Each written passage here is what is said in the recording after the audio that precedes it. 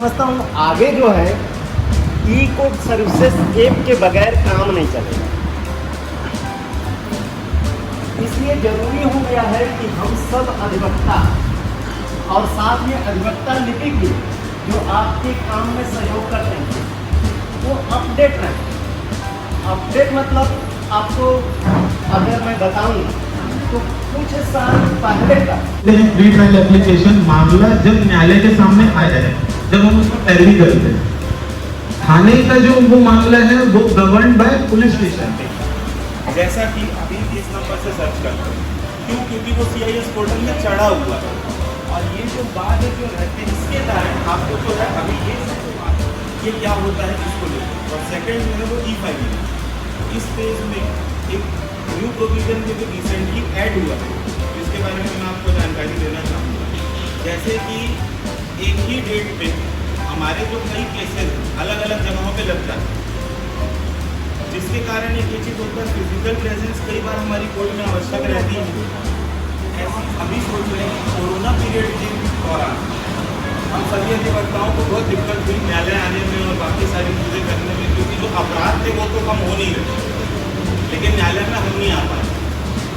ऐसा नहीं है कि जो ई कोर्ट सर्विसेज है ये कोरोना के टाइम से आया। इसलिए कोरोना पीरियड के दौरान जब सुप्रीम कोर्ट ने भी ये चीज़ ऑब्जर्व किया कि बहुत सभी को ये चीज़ जानकारी होगी कि हाई कोर्ट और सुप्रीम कोर्ट में डे टू डे हियरिंग हो रही है। वो डे टू डे जो हियरिंग के जो प्रैक्टिशनर हैं, सुप्रीम कोर्ट के जो प्रैक्टिशनर्स हैं, वो इस सब चीज़ों के बारे में अवेयर हैं। इसी को ध्यान में रखते हुए ई कमेटी ने ई कोर्ट सर्विसेज ऐप भी लॉन्च, डायरी हमको व्यू करना। अक्सर हम लोग बोर्ड डायरी व्यू करने के लिए कोर्ट जाते हैं। इस ऐप के एक्सेस से हमको कोर्ट जाने की भी आवश्यकता नहीं है ये देखने के लिए कि बोर्ड डायरी में कौन कौन से केसेस लिस्ट हैं। आप ये कॉज लिस्ट जैसे खोलेंगे इसमें आगे आपके पास ऑप्शंस आएंगे, वो मैं स्लाइड के बाद आपको डिटेल में एक्सप्लेन करूँगा। इसके जो वेरियस जो हेड्स जैसे इंपोर्ट एक्सपोर्ट जैसे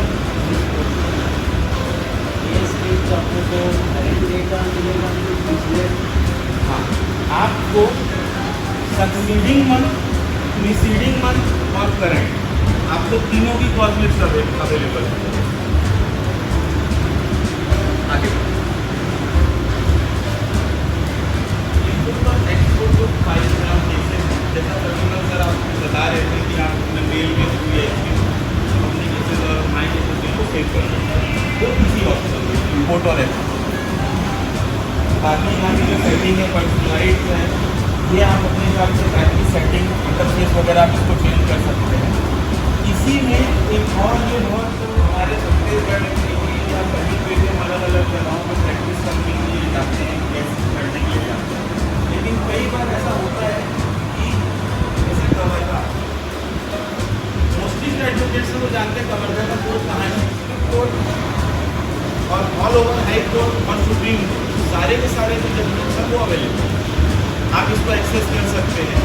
आगे तो आप कहीं पे भी फाइल कर रहे हैं। हालांकि इससे हट करके भी एक और ऑप्शन है कि कंज्यूमर फोरम में भी जो केसेस आपके सर्च करने की जो फैसिलिटी है वो भी अवेलेबल है, इसमें नहीं, क्योंकि ये कोर्ट्स का साइट है। हाँ, कंज्यूमर फोरम का अलग है, हालांकि वो हमारा विषय नहीं है, लेकिन उसमें उसकी जानकारी आपको दे देना चाहता हूँ। कंज्यूमर फोरम की भी साइट है, वहाँ पे भी अवेलेबल है। इसलिए आप अगर कंज्यूमर फोरम में भी आपको मामला डालते हैं तो उसमें भी हमेशा जैसा मैं आपको प्रोसेस के बारे में बताया था, वो डायरी या कैसे यूज कर सकते हैं बिना कोर्ट में जाए।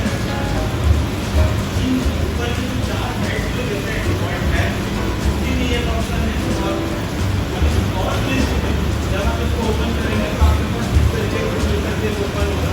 कोर्ट कॉम्प्लेक्स आप सेलेक्ट कर लीजिए, कोर्ट का नाम आपके पास डिस्प्ले होगा। जैसे देखिए ये खैरागढ़ का, यहाँ पे पूरी जो आपकी आर्ग्यूमेंट है जो है वो आप यहाँ पे इस माध्यम से अवेलेबल आपको हो सकती है। दोनों चीज़ें आप परफॉर्म कर सकते हैं, लेकिन इस चीज़ के लिए 2 चीज़ें बहुत इंपॉर्टेंट है जो आप याद रखेंगे। सबसे पहला, कोर्ट मास्टर जो है उस कोर्ट का, उससे कोऑर्डिनेट करना। थ्रू कॉल्स आप उसको कोऑर्डिनेट कर सकते हैं। और उसमें आप अपना समय ले लीजिएगा कि जो भी समय में आपको अवेलेबल है। और दूसरा अपनी फाइल्स, और मैं आपको ये भी बता देना चाहता हूँ कि इसके लिए आपको कोई भी कोर्ट मना नहीं कर सकता। ई कोर्ट सर्विसेज एक्ट की जो जानकारी दी जा रही है आगे, मैं समझता हूँ आगे जो है ई कोर्ट सर्विसेज एक्ट के बगैर काम नहीं चलेगा। कुछ साल पहले तक कर लेंगे, ध्यान देंगे, कुछ साल पहले तक जो फेल करते थे, यूज करते थे, उसका इंटरफेस जो था वो एक लिमिट दायरे में था। लेकिन अभी जब करके आया है तो काफ़ी फुल हो गया है। कोई स्टोरी बनाकर डाल दें, आपको कुकिंग में इंटरेस्ट है तो कुकिंग की वीडियो डाल दें, और उसको व्यवसाय भी कर दिया है। मतलब बिजनेसमैन चाहे तो अपनी वीडियो बना करके बिजनेस से संबंधित को डालता है ताकि उसका एडवर्टाइज।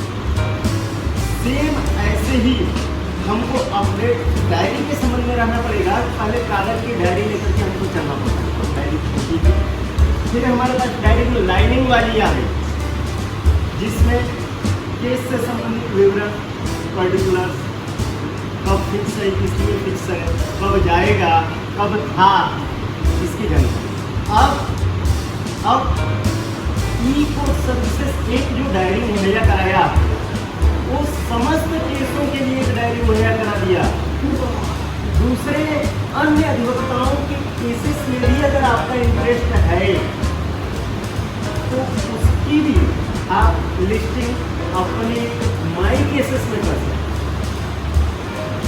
माई केसेस में डायरी को अपडेट करके रख सकते हैं, और उसको कब तक के लिए रख सकते हैं? सदा दिन के लिए रख सकते हैं। और सदा दिन के लिए रखने का उपाय एकदम छोटा सा है, ध्यान देंगे तो मैं बता दूंगा कि अपने ईमेल को बिल्कुल अपडेट रखें, उसको अपनी डायरी में लिख कर रखें। क्योंकि अक्सर लोग आते हैं मेरा ईमेल खो गया, पासवर्ड खो गया, तो ईमेल है